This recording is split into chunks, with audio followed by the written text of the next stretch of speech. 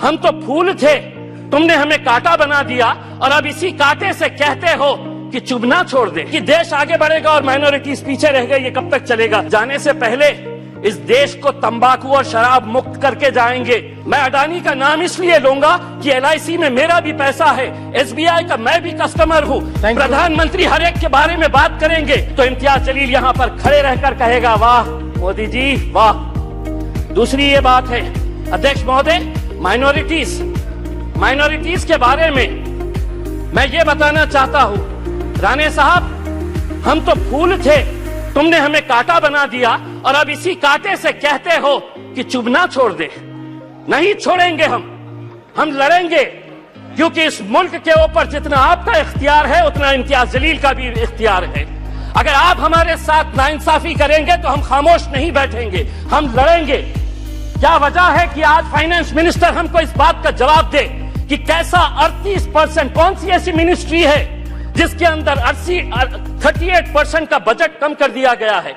1913 करोड़ रुपया आप हमारे गायब कर देते हैं और आप ये उम्मीद करते हैं अध्यक्ष महोदय, आप ये उम्मीद करते हैं कि हम खामोशी से इसको बर्दाश्त कर लेकर के।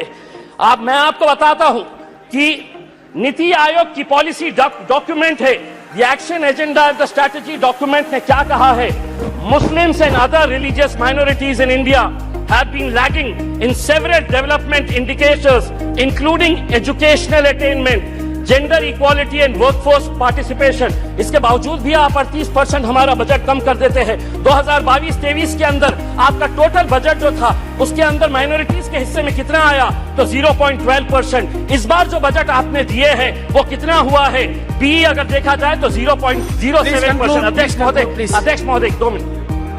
तो ये टोटल एलोकेशन अध्यक्ष महोदय, ये कितनी गंभीर बात है कि देश आगे बढ़ेगा, लेकिन माइनॉरिटीज के लिए जो बजट दिया गया है 2012 और 13 के अंदर जो बजट था वो बजट इस बार दिया गया, यानी कि देश आगे बढ़ेगा और माइनॉरिटीज पीछे रह गए। ये कब तक चलेगा?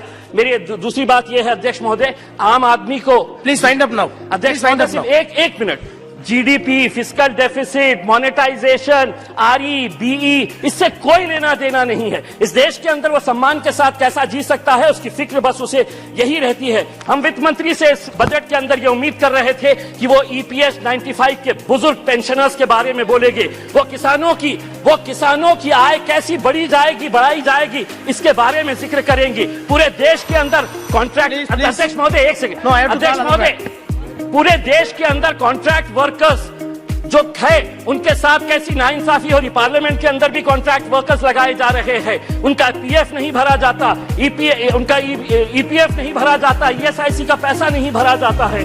मैं अध्यक्ष महोदय ये उम्मीद कर रहा था कि जाने से पहले इस देश को तंबाकू और शराब मुक्त करके जाएंगे।